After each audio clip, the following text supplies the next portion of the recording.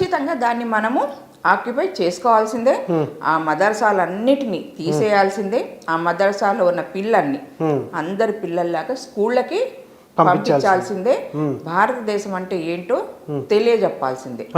ముందు భారతదేశం, తర్వాత రిలీజియన్ అనేది నాన్ ముస్లిమ్స్ అందరూ ఎలా ట్రస్ట్ చేస్తున్నారు వాళ్ళకి కూడా ఆ విధమైనదే నేర్పించాలి. వాళ్ళు కూడా ముందు ఇండియా, తర్వాత రిలీజియన్ అనుకునేలాగా వాళ్ళని తీర్చిదిద్దాలి. కాబట్టి మీరు అడిగినట్లు ఈరోజు ఆ పీఓకిని కనుక వదిలేస్తే, దాన్ని కనుక మన కాశ్మీర్ అది, మన కాశ్మీర్ని మనం వెనక్కి తెచ్చుకోకపోతే తర్వాత మనం ఇండియానే కోల్పోవాల్సి వస్తుంది. అంత సిచ్యువేషన్ ఎదురయ్యే ఛాన్స్ ఉంటుంది. ఎందుకు అంటే నేను చెప్పాను ఇందాక మీకు, ఆ మదర్సాల్లో నుంచి మొన్న వచ్చి ఇంత అరాచకం చేసింది నలుగురే.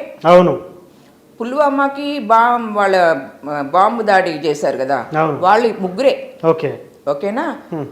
అక్కడ ఈరోజు ఒక్కొక్క మదర్సాలో 100 మంది చొప్పున 3000 మదర్సాల్లో ఎంతమంది తయారై ఉంటారు చెప్పండి? అట్లీస్ట్ 3 లక్షలు ఉంటారు నాకు తెలిసి. అవునా? 3 లక్షల మంది నెలకు ఒక అటాక్ చేసిన అంతే కదా, ఎన్ని సంవత్సరాలు చేయగలరు?